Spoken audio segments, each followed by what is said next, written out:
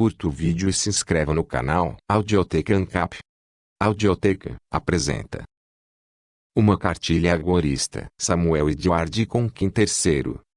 Esse livro é dedicado a Tene Hully Fisher, Thelma Hully e John Fragnito, sem os quais esse livro jamais teria acontecido. Acima de tudo, no entanto, esse livro é dedicado ao meu filho, Samuel Edward Conquin IV, para quem eu ofereço essa planta da liberdade como legado. Prefácio. Ideias evoluem e crescem. Em determinado ponto, uma ideia se conecta com tantos outros conceitos que se torna central para uma forma de pensar, uma ideologia. Em algum estágio da vida de uma ideologia, entre seu nascimento e sua morte, ela alcança tal nível de maturidade que alguém é motivado a desviar seus esforços de expandi-la para fora em ascendência e começa a olhar para baixo. Isso é, o teórico pausa para passar o conhecimento àqueles não especializados em desenvolvimento teórico. Talvez o teórico seja lembrado de para quem ele desenvolveu a ideologia em primeiro lugar. Agorismo é uma forma de pensar sobre o mundo ao seu redor, um método de entender por que as coisas funcionam da forma como funcionam, como fazem e como lidar com elas, como você pode lidar com elas. Agorismo foi feito para melhorar muito para todos, não de uma elite escolhida ou de uma suja subclasse. Por isso um trabalho introdutório que apresenta ideias sem passar por toda a longa história intelectual e conflito de ideias concorrentes que as produziram. Como criador do agorismo, é mais importante para mim tentar reduzi-lo à inteligibilidade básica. Espero que meus esforços encontrem alguma pequena recompensa. Samuel Edward Conquin III. Introdução. Agorismo pode ser definido de maneira simples. É pensamento e ação consistentes com liberdade. Quando se lida com pensar, agir, consistência e, especialmente, liberdade, as coisas se tornam mais e mais complexas. Persista na virtude da consistência. A recusa a se comprometer, se enganar, se vender ou ser realista criou o agorismo. Considere ser realista. Isso normalmente implica que a teoria é boa para ser pensada, mas na prática deve-se lidar com a realidade. Agoristas acreditam que qualquer teoria que não descreva a realidade é inútil ou uma tentativa deliberada de intelectuais para defraudar os não especialistas. Quando alguém te impele a ser realista, você pode pegar um livro agorista para obter a melhor descrição que encontrar sobre como o agorismo realmente funciona. Se você deseja encontrar livros e artigos que falseiam a realidade em prol de desejos, caprichos, medos e rancor, busque por rótulos como liberal, conservador, socialista, comunista, fascista ou, o pior de todos, centrista ou moderado. A realidade não conhece moderação, ela é, por inteiro, uma forma de pensar. Chegou perto do agorismo e é muito bem conhecida hoje. Lidaremos com o libertarianismo mais tarde em detalhes. Ele foi uma ideologia de liberdade, que teve de escolher entre a consistência com a realidade e ser a política da liberdade. Escolheu a última, a contradição de buscar obter poder político sobre outros para eliminar poder político sobre outros. Aqueles que continuaram a buscar liberdade consistentemente sem a contradição prática dos libertários se tornaram agoristas. Essa é uma segunda definição histórica para você. Agorismo é uma ideologia, portanto, mas é também uma forma científica e definitivamente materialista de pensar. Não é uma visão religiosa, exceto que acredita que liberdade absoluta é moral, tampouco pretende tomar o lugar das visões religiosas de qualquer um, a menos que levem à escravidão. O agorismo não deseja verdadeiros crentes no sentido de seguidores cegos. Como toda forma de pensar baseada cientificamente, evoluirá conforme nosso entendimento da realidade. Quem tiver fé em algo provado falso que já foi princípio do agorismo não é um agorista. A realidade é nosso padrão. A natureza é nossa legisladora. Em um sentido geral, o agorismo é científico, pois se baseia em observações verificáveis sobre a realidade. Mas é científico em um sentido específico também. Pode ser difícil para químicos, físicos e engenheiros acreditarem que uma ciência sólida já foi desenvolvida em campos como economia ou ciência política, mas a descoberta dessa ciência por mim, um duro químico teórico, cínico de ciência suave, levou eventualmente através do libertarianismo para o agorismo. O estudo da ação humana, praxeologia, produziu algumas observações repetíveis que merecem o título de lei científica. A área da ação humana que lida com trocas entre humanos agentes, cataláxia, cobre a mesma área de pensamento que a economia deveria cobrir, mas frequentemente com diferentes conclusões. Esse tipo de economia, às vezes chamado de economia austríaca, foi usado por especuladores como Abraham e Dog Casey para investir em instrumentos de dinheiro pesado, vencer os impostos e sobreviver quando a sociedade ao seu redor está operando sobre irracionalidade e tolice. Tem essa potência, uma ferramenta para sobreviver em meio à melancolia e desgraça. No entanto, pode ser mais, aplicando esse entendimento econômico a toda ação humana independente de desejos, caprichos, medos e rancor do agente mais poderoso na sociedade, o Estado, governo coercitivo. Um novo campo teórico que lida apenas com ações práticas emerge, a contra-economia. Finalmente, quando a teoria libertária encontra contra a economia, o que surge, em estrita consistência, tanto externa quanto interna, é o agorismo. Essa é outra definição. E essa é a definição com a qual me sinto mais confortável, a que os ladrões intelectuais acham mais difícil de perverter ou roubar. Agorismo é a integração consistente da teoria libertária com prática contra-econômica. Um agorista é alguém que age consistentemente pela liberdade na liberdade. Um entendimento básico de agorismo cai naturalmente em 4 fases de integração ou 4 passos de aprendizado. Além de compreender as premissas envolvidas, deve-se ser capaz de aplicá-las. Lembre-se sempre que o agorismo integra a teoria e a prática. Teoria sem prática é jogo, levado a sério, leva a um afastamento da realidade, a misticismo e insanidade. Prática sem teoria é robótica, levada a sério, leva a cultivar um solo fértil e aparecer para trabalhar em uma fábrica fechada. Talvez ajude a pensar na teoria como casada com a prática, onde o divórcio leva à ruína. Ou o relacionamento pode ser visto como entre cérebro, estômago, mente e corpo. Nenhum pode sobreviver sem o outro. Então, 4 conceitos e 4 aplicações levam naturalmente a 8 capítulos. O autor e editor acolhem com prazer suas perguntas, pois elas indicarão onde nós podemos clarificar e melhorar edições posteriores. Com a prática contra-econômica, um agorista é aquele que age consistentemente para a liberdade pela liberdade. Uma compreensão básica do agorismo cai naturalmente em 4 fases de integração ou 4 etapas de aprendizado. Além de compreender as premissas envolvidas, deve-se aplicá-las. Lembre-se sempre de que o agorismo integra teoria e prática. Teoria sem prática é jogo, se levada a sério, leva à retirada da realidade, misticismo e insanidade. A prática sem teoria é robótica, se levada a sério, leva a cultivar em solo infértil e aparecer para trabalhar em fábricas fechadas. Talvez ajudaria a pensar na teoria como casada com a prática, onde o divórcio levaria à ruína. Ou a relação pode ser vista como aquela entre cérebro, estômago, mente e corpo. Nenhum deles pode sobreviver sem o outro. Capítulo 1. Economia.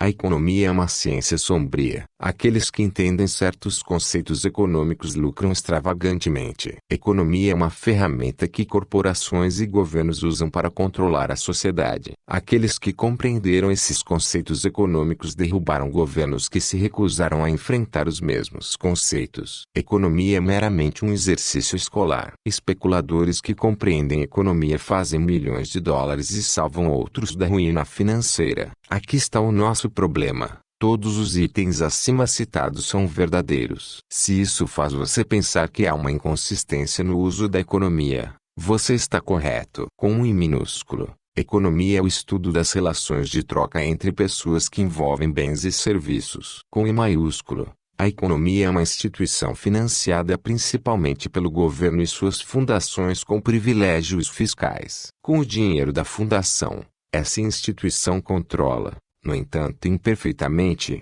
aqueles que iriam aprender e ensinar economia nas escolas públicas ou faculdades particulares. Talvez isso pareça ser um grande negócio feito com muito pouco, afinal de contas, não seriam a química e astronomia e matemática também institucionalizadas? Imagine o caso em que apenas a química para o governo, Astronomia conservadora ou biologia socialista foram ensinadas e aqueles que tentaram ensinar a ciência objetiva foram menosprezados como malucos. Fantástico! A pseudobiologia de Lysenko foi ensinada na União Soviética, porque estava mais de acordo com a teoria marxista do que com a genética. Atualmente, o aquecimento global causado pelo homem está se aproximando de um status de climatologia aprovada pelo Estado com dissidentes calados pelo grito, sem financiamento, manchados e rotulados de poluidores por apologistas, e até ameaçados da rescisão de seus graus acadêmicos. Talvez você conclua que o governo possa usar seu controle em escolas e faculdades para ensinar uma versão distorcida de economia. Poderíamos,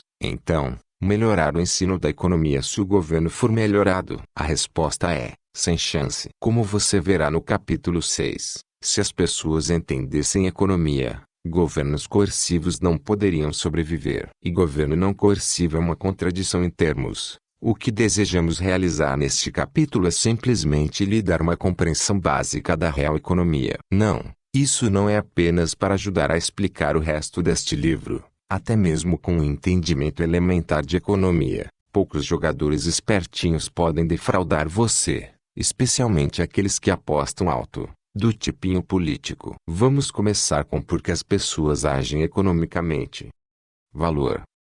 Bem lá no fundo, vamos começar. Seres humanos agem. Por quê? Ludwig von Mises disse muito bem, para remover a sensação de desconforto. Se você estivesse plenamente contente, nada nem ninguém incomodando você, e você sabendo que se você não fizer nada, você poderá continuar contente, você se mudaria. Lembrando, sair desse estado aumentaria a infelicidade. Claro que você não se colocaria em movimento. Mesmo se você dissesse que iria se mudar para aliviar o tédio, você estaria violando a hipótese. Você ficaria mais entediado se movendo desde que isso implica um aumento na infelicidade. Ah, mas isso não é uma contradição. Se você pensou nesta questão, está correto. E se uma suposição leva a uma contradição, está errado. Nossa suposição era de que você poderia alcançar um estado de facilidade. Portanto, esta condição humana é impossível. Na realidade, o homem sempre tem razões para sentir desconforto, se alimentar, vestir-se, abrigar-se, reproduzir e alimentá-los, abrigar e vesti-los, divertir-se e assim por diante. O desconforto não pode ser eliminado. Pode, no entanto, ser reduzido. Também pode, infelizmente, ser aumentado. Se você procura passar fome ou se aborrecer, você aumenta seu desconforto. Algumas ações que você executa alcançam objetivos negativos, outras alcançam resultados positivos. Aqueles que removem o desconforto são valores. Se outra pessoa tiver algo que removerá seu mal-estar, mas levando-o a aumentar o dele, nós temos um conflito nos valores. Este conflito nos valores não precisa surgir do confronto direto. Supondo que são oferecidos uma sobremesa deliciosa a você e ao outro, e o outro está desesperadamente fazendo dieta. Você valoriza a sobremesa, o outro a desvaloriza. O valor é subjetivo. Esta visão simples, feita por Karl Menger, professor de von Mises, revolucionou a economia primitiva e curou muitos dos problemas que assolaram a ciência desde Adam Smith. Se Marx tivesse seguido Menger, o socialismo teria sido abandonado. O valor subjetivo leva ao individualismo. Isso também explica tão poderosamente porque as pessoas trocam coisas entre si e isso destrói teorias de exploração. Antes do valor subjetivo, Marx poderia olhar para o trabalho de Adam Smith, que pensava que o valor surgia da quantidade de trabalho que alguém colocava em produzir algo, e não ver nenhum papel produtivo para ninguém além dos trabalhadores, concluindo que todos os outros são parasitas. Existem parasitas em nosso sistema, a economia nos diz isto, e vamos usar nosso novo entendimento para investigá-los no próximo capítulo. Finalmente, quando as pessoas negociam, elas estão agindo para remover a sensação de desconforto em ambas as direções. Você pode desistir de um valor menor para um maior, mas nunca de outra forma, a menos que seja forçado a isto. Se você está disposto a deixar seu irmão trabalhar por você e pagar a ele mais do que ele vale, Você sabe que isso demonstra que para você ele vale mais porque é seu irmão. Você ainda ganhou um valor maior. Se os valores não fossem subjetivos, por que alguém entraria no comércio? Todos nós valorizaríamos as coisas igualmente e nos contentaríamos com o que tivéssemos. Bem, não inteiramente. Nós também poderíamos querer mais do que um valor. Então, vamos para o próximo conceito econômico poderoso. Utilidade marginal. Supondo que você é um pastor, tem 10 ovelhas, e um bom casaco de lã que você fez com muita dedicação da tua 11ª ovelha. Alguém aparece e oferece-lhe um casaco como seu em troca de sua 10ª ovelha. Você diz para ele cair fora. Junto vem um pastor rico e vê o seu casaco. Você diz a ele como você conseguiu e até mesmo diz a ele como fazer um. Ele pode pensar em coisas melhores para fazer do que fazer um casaco, mas ele gostaria de ter um. Ele lhe oferece uma ovelha em troca de um casaco. Subjetivamente, ainda não é melhor julgada. Você se recusa. Ele te oferece 2 ovelhas e você sabe que agora com 12 ovelhas está à frente. Você pode fazer o outro casaco e ficar com 11 ovelhas novamente. Enquanto isso, o rico pastor preferiria ter 98 ovelhas e um casaco, do que 100 ovelhas e nenhum casaco. Mas este exemplo até agora ainda é de valor subjetivo. O rico pastor finalmente oferece-lhe 3 ovelhas. Com alegria,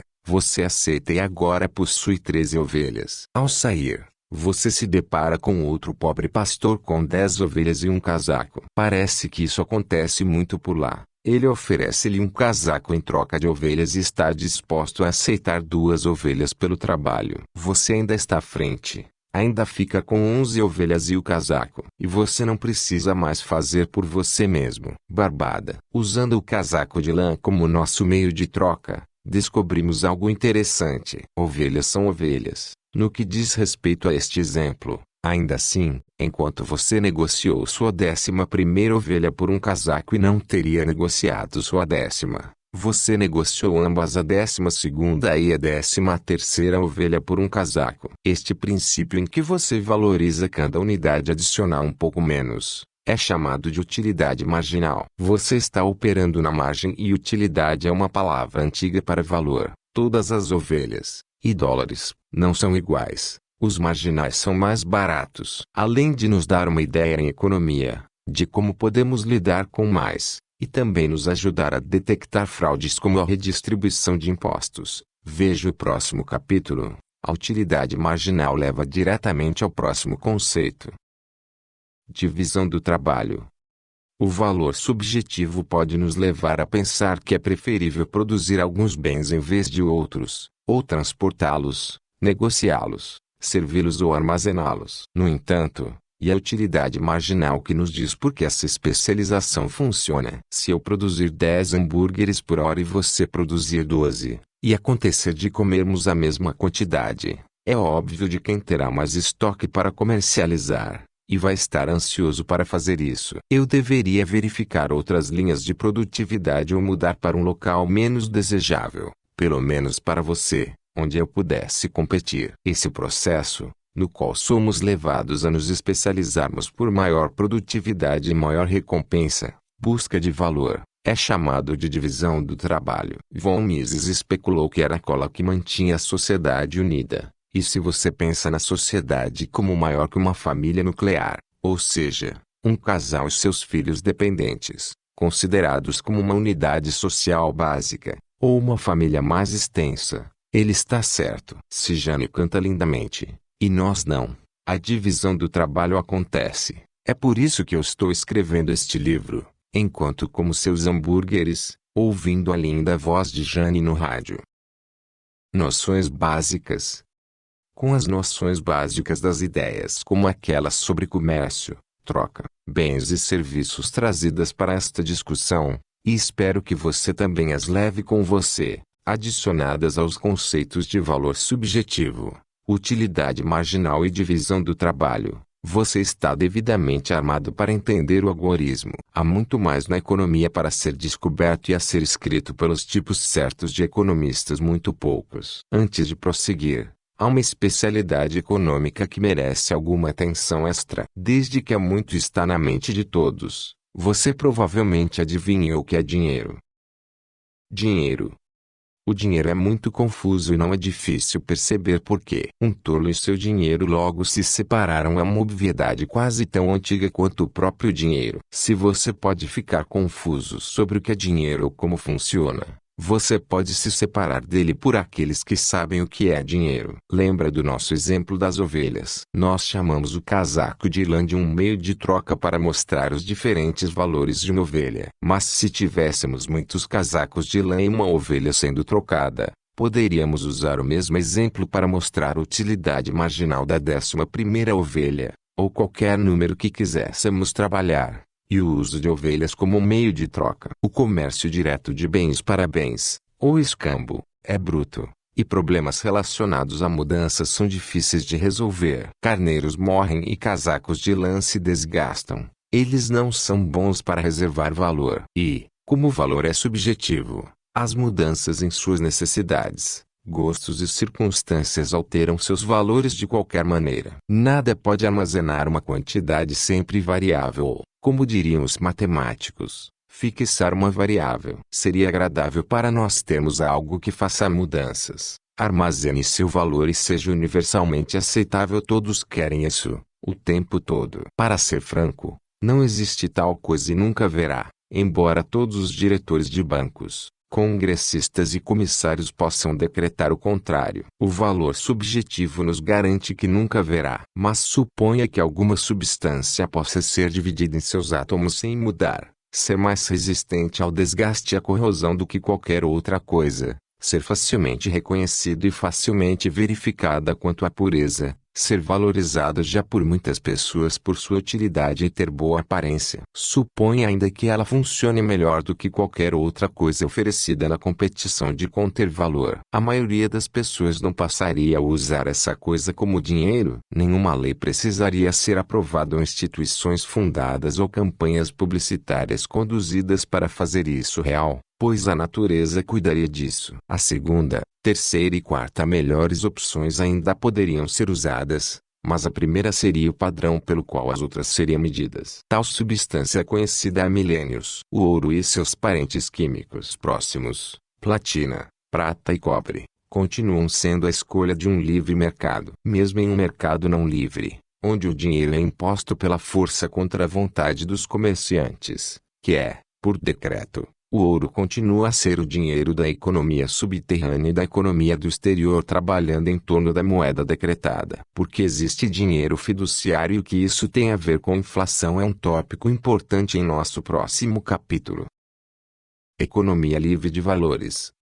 Até agora, evitamos termos carregados como livre mercado, economia competitiva, livre comércio, comércio justo e assim por diante. Os economistas austríacos Menger, von Mises, Eugen von Bombauer e seus estudantes, acreditavam que a economia deveria ser uma ciência livre de tais termos, uma ciência livre de valores. Wirt Frey, a ciência tem valores. Tente se envolver em pesquisa sem compromisso com a verdade ou uma afinidade com a realidade. Muitas pessoas detêm valores impossíveis de realizar na realidade e são frustrados. Eles se machucam. Muitas pessoas buscam obter valores representando de maneira incorreta a realidade para os outros. Quando são desafiados, eles acusam os expositores de manter valores diferentes e concorrentes. Assim, os cientistas livres de valor, incluindo os economistas, descobrem que não podem permanecer para sempre neutros em suas torres de marfim. No entanto, na medida em que tentam manter seus próprios valores subjetivos fora do caminho, eles realizam muito. O método científico funciona e os faz ser capazes de dizer às pessoas menos favorecidas que roubar de todos e, em seguida, devolvê-las menos do que foi tomado é o que as tornam menos favorecidas. Não importa quão impopular isso soe. É aqui que entra a aplicação da economia. Capítulo 2. Economia aplicada. Agorismo é mais que economia, mas compreender o pensamento agorista é impossível sem compreender essa base. Apenas aplicando o básico de economia que aprendemos até agora podemos varrer para longe muitos equívocos e eliminar muitas das confusões sobre como o mundo funciona. Nós também podemos lidar com alguns dos trabalhos enganosos de economia, explicando por que é tão distorcida, então terá que esperar para aplicarmos libertarianismo mais tarde. O livre mercado. O agorismo defende o livre mercado. Para entender o porquê, primeiro é preciso saber o que é o livre mercado e quais são suas alternativas. Mais uma vez, porque é deixado para depois. O termo agorismo é derivado da antiga palavra grega agora, significando um mercado aberto. O mercado não é um único lugar ou centro. Bens e serviços são trocados na loja da esquina, na bolsa de valores, em um encontro de trocas, em seu quintal ou através da internet. Jogando um jogo com um amigo não é uma transação de mercado, mas o tempo que cada um de vocês poderia gastar trabalhando, comprando ou vendendo, é sem dúvidas uma transação de mercado. Toda interação social tem um componente de mercado. A economia pode estar muito mais difundida do que nós pensamos. É difícil imaginar como poderíamos ter uma sociedade livre, como deveríamos desejar, sem termos um mercado livre. Talvez devêssemos ser claros com a referência ao que entendemos por livre. Livre significa ausência de coerção. Coerção está na ameaça de violência contra alguém em ordem para fazê-lo entregar ou fazer algo. Então, estritamente, a ação humana coercitiva te coage a ceder algo de menor valor, para que não perca algo de grande valor, como por exemplo sua empresa, seu sustento ou sua vida. Você não ganha nada, mas perde menos. A aplicação repetida da coerção destrói valores. O coator ganha sem produzir nada de valor e a vítima sempre perde. Trocas voluntárias, como vimos, ocorrem quando ambos sentem ter tido um ganho em valor subjetivo. O desconforto é aliviado em ambas as direções. Em transações coercitivas, o desconforto da vítima é doloroso. Recuperar seus bens do coator com o uso de força ou ameaça levaria bastante tempo e geraria alguns problemas extras, o que pelo menos anularia sua perda, embora deixasse o coator original com uma cadeia de perdas. Neste ponto, ele finalmente poderia se tornar consciente do valor de destruição que possui a coerção. Ou ele pode simplesmente decidir que precisa de uma força ainda maior. A maior força de todos em uma área é geralmente o Estado,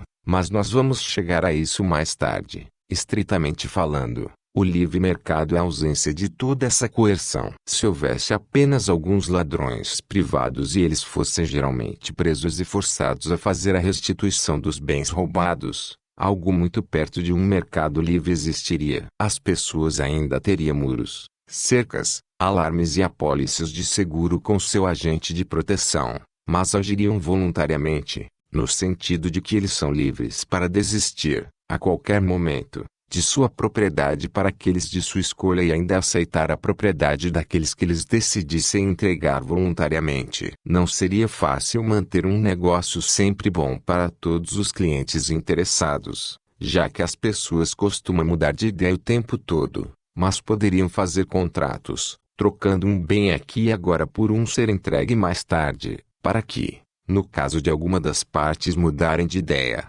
elas sejam compensadas. Planejamento e caos. Logo fica claro que o planejamento é muito mais possível em um mercado livre do que em um mercado coagido. Se a coerção se tornar regular e previsível, pessoas inovadoras encontrarão maneiras de contornar isso e em breve o suficiente para unir forças para fugir dos regulamentos coercitivos, frustrando ou privando o coator. Veja o próximo capítulo. Então novas formas de coerção devem ser trazidas e o planejamento econômico é interrompido novamente. Alguns argumentam que um mercado livre é o caos. Eles não veem ninguém dando ordens e assim pensam equivocadamente que não há uma ordem. Na realidade, um mercado completamente livre é uma ordem altamente descentralizada. Cada dente na grande máquina mantém-se bem oleado e procura se engrenar com as outras engrenagens encaixando-se cada vez melhor. Um exemplo ainda melhor é o corpo humano. Enquanto o cérebro tem a direção geral, ele não pode instruir várias células para percorrer seus caminhos, entrega de sangue e construção de tecidos e músculo e transmissão de energia. Uma doença ou parasita pode direcionar algumas células para uma tarefa comum, mas isso resulta em perturbação da ordem natural. Mesmo sem um invasor estrangeiro, se o cérebro pudesse forçar algumas células a agir diferente de naturalmente, o corpo inteiro sofreria com essa ordem imposta e o corpo poderia morrer. A falácia na economia planejada é o erro de presumir que a ordem é imposta. Os cientistas são cientes de que ordem é algo que você procura na natureza. Já está lá. Economia nos diz que tentativas de impor ordem por coerção são destrutivas e caóticas. Mas planejamento econômico do tipo imponente é comum a quase todas as escolas de economia. Começamos a ver onde a diferença entre a economia e a falsa economia reside. Concorrência e monopólio. Se você deseja comprar algo, é legal quando mais de uma pessoa se oferece para negociar a mesma coisa com você. Você geralmente consegue um melhor acordo quando mais de um vendedor oferece bens de consumo idênticos ou quando mais de um comprador pretende adquirir os mesmos bens. Existe pura concorrência. Se apenas um comprador ou vendedor estiver disponível, o comprador ou vendedor possui um monopólio. A competição é sempre boa no sentido de que maximiza as trocas de valor. Embora seria preciso tomar mais teoria para provar isto, a maioria das pessoas tem tido experiência suficiente para aceitar o precedente como uma declaração factual. Mas todo monopólio é ruim. Se todos nós baníssemos os monopólios, em seguida, Leonardo da Vinci seria forçado a desistir de pinturas que só ele poderia pintar. E os Beatles teriam de parar de compor o que só eles poderiam compor. De fato, se houver um pouquinho de arte para distinguir os bens, a competição pura já é impossível, pois os produtos não seriam produtos idênticos. Ainda, por seus efeitos subjetivos, você pode não ver diferença que vale a pena pagar por entre todos os tipos de mercadorias. E elas não precisam ser tão semelhantes. Com $15, você pode optar por comprar um livro que você pretendia passar a noite lendo. Ao encontrar o livro na loja, você pode mudar de ideia e considerar um filme ao invés disso. As linhas são muito longas. Então você compra um pacote com 6 em vez disso e vai para casa. Outro alguém teria diferentes bens competindo pelos mesmos $15, mesmo se ele inicialmente pretendia comprar o mesmo livro. Se eu te dissesse neste ponto que alguns economistas definem um mercado livre como sendo perfeitamente competitivo, você pode se perguntar se eles ficaram loucos. Afinal, se as pessoas querem produzir diferentes coisas, lembre-se de divisão do trabalho, e são mais produtivas ao fazer coisas diferentes, você não vai conseguir uma perfeita competição no mercado livre. Você terá muitas concorrências, dando o máximo de cada agente humano livre para explorar seus valores e encontrar alternativas. Agora nós sabemos que esses economistas dizem que se um mercado não é perfeitamente competitivo, deve ser usada a força para fazê-lo assim. Você provavelmente está começando a me perguntar se eu fiquei louco. O que os economistas defendem não é um mercado livre. E na verdade o mercado não gerará quaisquer ganhos, no momento em que os valores genuínos são sempre destruídos por coerção. Adam Smith definiu o monopólio como uma concessão de negociação exclusiva pelo rei. Era um privilégio real, ou seja, o Estado coagiu algumas pessoas a não produzir bens, para que não competisse com o amigo do rei ao fazê-las. Ao final, estes monopólios forçados foi uma questão de estudo para os amantes da liberdade e justamente por isso, os problemas surgiram quando as pessoas pararam de pensar claramente, ou tinham seus pensamentos embaralhados por economistas. Monopólio tornou-se mal, não porque ele foi coercitivo, mas porque não é competitivo. Pensar com clareza e consistência nos levam facilmente a perceber que o oposto do monopólio forçado e da concorrência forçada é monopólio natural e livre concorrência. A oposição correta é o mercado coagido versus o livre mercado. Cartéis.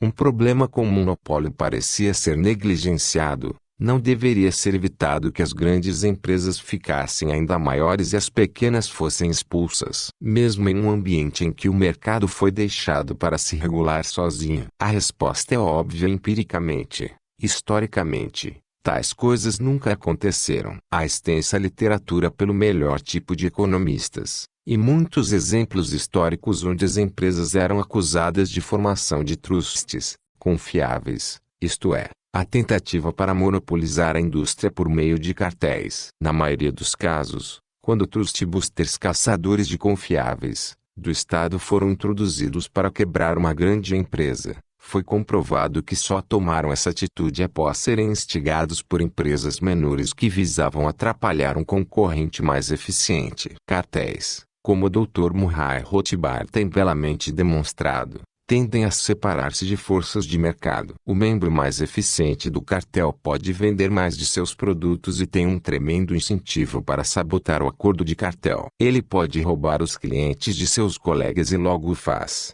por debaixo da mesa. Após a descoberta, os demais membros do cartel lutam para reduzir o preço de corte e reconquistar seus clientes e o cartel se desintegra. Em um mercado coagido, no entanto, o cartel vai se socorrer de alguém para forçar a conformidade com o cartel. Em qualquer mercado não livre de verdade, o Estado. E mais uma vez estamos de volta para o forçado monopólio do Estado.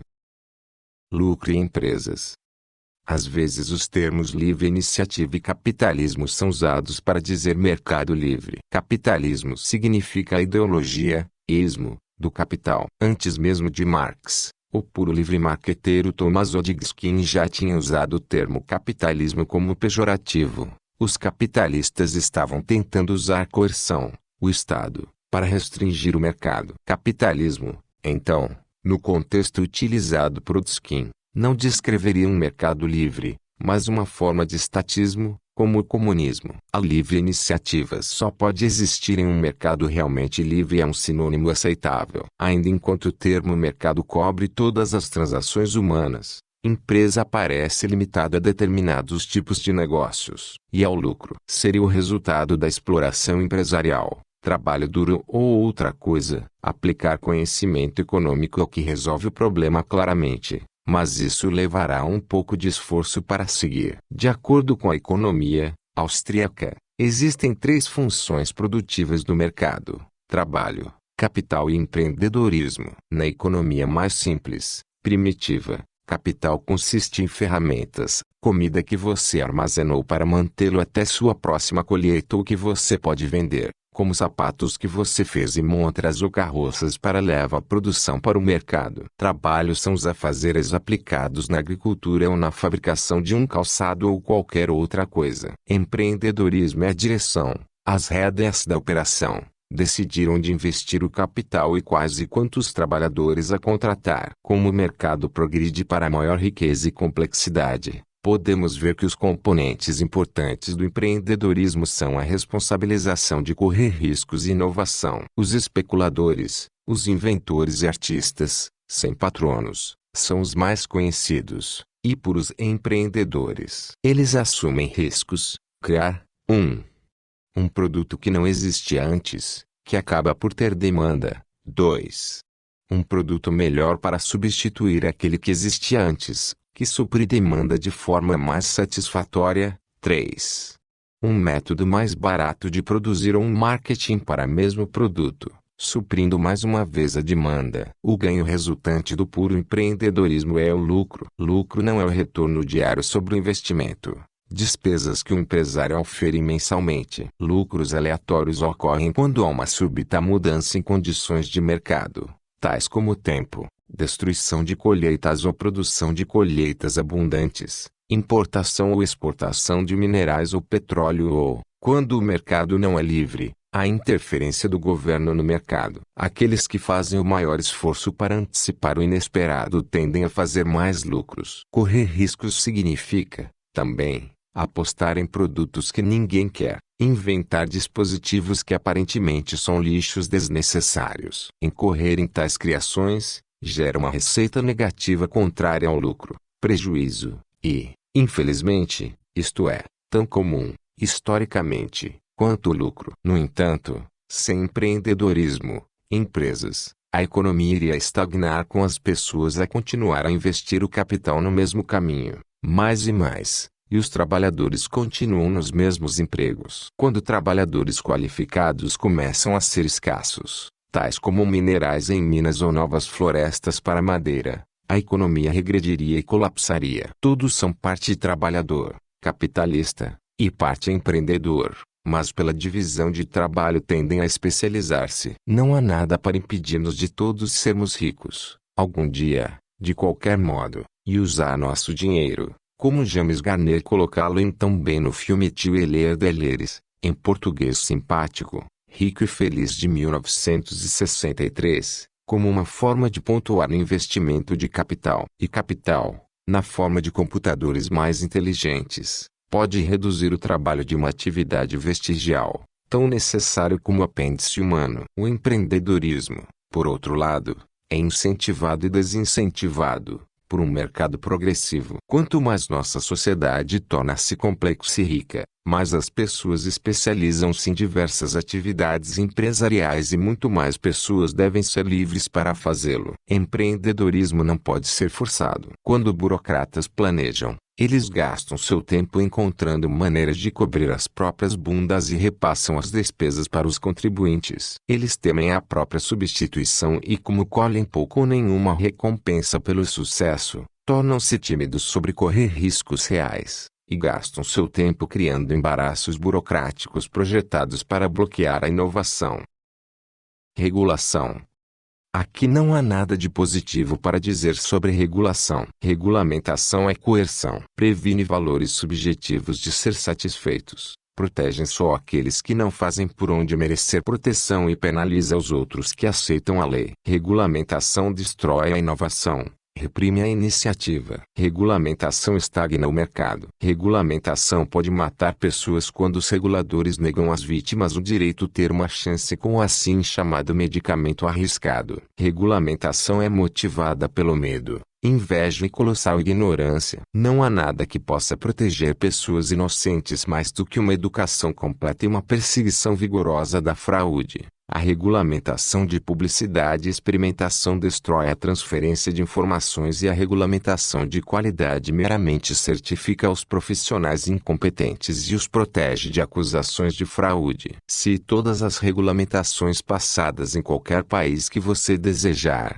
forem completamente obedecidas e coercitivamente impostas, estaríamos todos mortos. Considere um caso particularmente patológico nos Estados Unidos da América. Se você cobrar um preço para seu produto maior do que seus concorrentes, isto é tomado como evidência pelo Sherman Antitrust, alegando que você tem um monopólio e sanções, e que por isto, encargos podem ser impostos contra você. O mesmo problema surge se você cobrar o mesmo. Isso é considerada evidência de um cartel. Você e seus concorrentes podem ser todos multados. Finalmente, se você cobrar menos do que seu competidor, dumping, você está violando as leis de comércio justo na maioria dos estados e pode ser preso e multado. É impossível obedecer a todas as regras.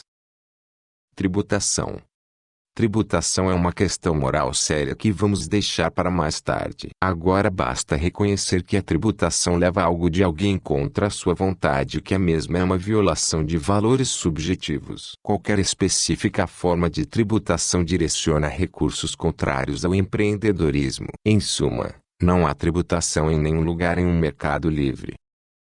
Juros.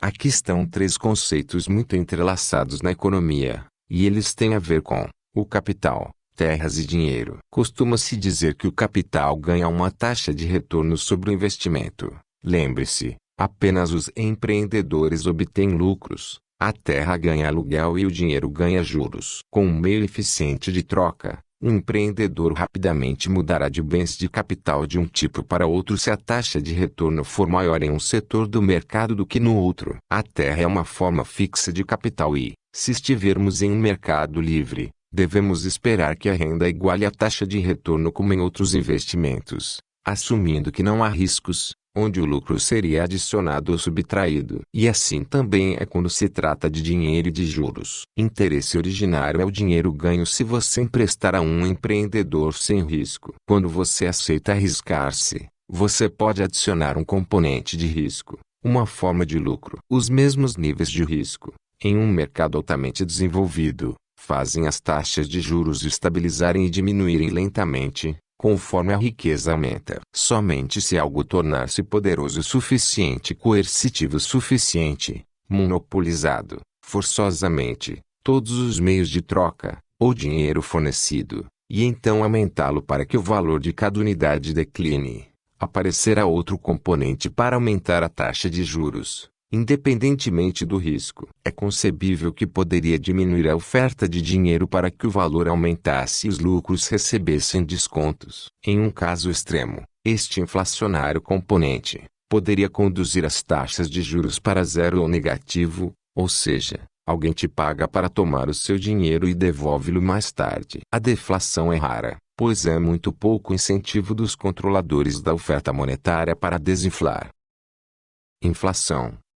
Compreender como funciona a inflação e o que fazer sobre isso, fez as fortunas dos bugs de ouro e analistas de investimento mencionados anteriormente. Embora haja um nevoeiro considerável e uma confusão gerada em torno deste assunto, a inflação é bastante simples de entender, para você que segue nossa lógica passo a passo e, sempre, percebeu as inconsistências. No capítulo 1 aprendemos o que o dinheiro é. Mercado livre e dinheiro poderiam ser afetados por, digamos, uma greve de ouro ou, se, por alguma razão, o ouro fosse todo mantido em um Fort Knox, e fosse atacado por Goldfinger, de James Bond. Mesmo neste caso, haveria um breve mergulho ou pulo no preço do ouro. O preço do dinheiro é simplesmente o inverso dos preços de tudo que é comprado com ele, e a estabilidade seria retomada no novo nível. Em um mercado mundial, o efeito do ataque ao Fort Knox seria quase imperceptível. A inflação é o aumento da oferta de dinheiro. A inflação só ocorre quando a força mais poderosa da sociedade,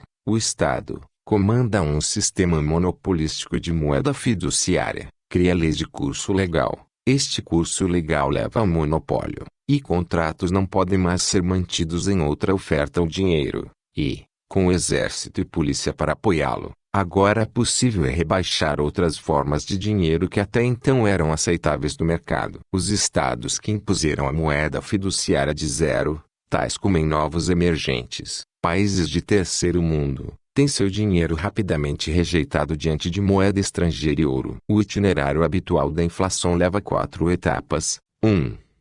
Substituição de dinheiro por certificados pelo dinheiro. Um peso de ouro ou prata é substituído por um certificado alegando uma onça de ouro ou libra de prata em alguma joalheria ou banco. 2.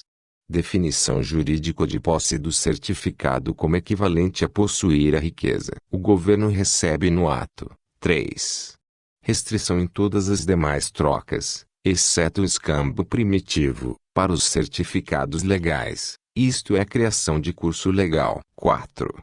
Emissão de certificados sem o ouro correspondente para lastreá-lo. Neste ponto nós temos dinheiro fiat inflação. Inflação leva a quebras. Alemão em 1923, e depressões. Ela em 1929. Esta análise é um pouco mais complicada e é melhor deixar isto como alguns dos cenários cataclísmicos que apresentaremos perto do fim do livro. E como você provavelmente adivinhou, um resultado da inflação é um aumento geral no nível de preços. Observe que alguns preços sobem mais rápido do que outros, e alguns até parecem cair. Apenas a distorção é comum em todas as alterações de preço. Um pouco de conhecimento. Se você dominou os 2 primeiros capítulos, parabéns! Você rapidamente descobrirá 2 coisas simplesmente lendo seu blog diário, ou jornal, ou notícias, ou batendo papo com seus conhecidos. Em primeiro lugar, você vai descobrir o terrível nível de ignorância com que a maioria da sociedade está. Cuidado! Algumas pessoas ficam muito irritáveis quando desafiado por alguém que sabe o que está falando. Uma pessoa experiente pode ser tentada a usar seu conhecimento para desiludir os ignorantes. Muitas pessoas com apenas um pouco de conhecimento também tentam isso. No entanto, existem maneiras morais para lucrar por sua compreensão e, por favor, vá e faça. Em segundo lugar, você vai descobrir que a terrível rede do estatismo está controlando, ou tenta controlar, quase todos os aspectos da ação humana. Você provavelmente vai se sentir sufocado e isso não é surpreendente. Você também pode sentir vontade de desistir e ceder, mas a sobrevivência narra o contrário. Sobrevivência, deixa a prosperidade sozinha. Exigências que rasgam a rede das legislações e contradizem as leis da natureza. Você deve abandonar a economia para os reguladores e os políticos empresários que joguem o jogo deles. Você tem a seguinte alternativa: se sufocar e morrer de fome ou abraçar contra a economia.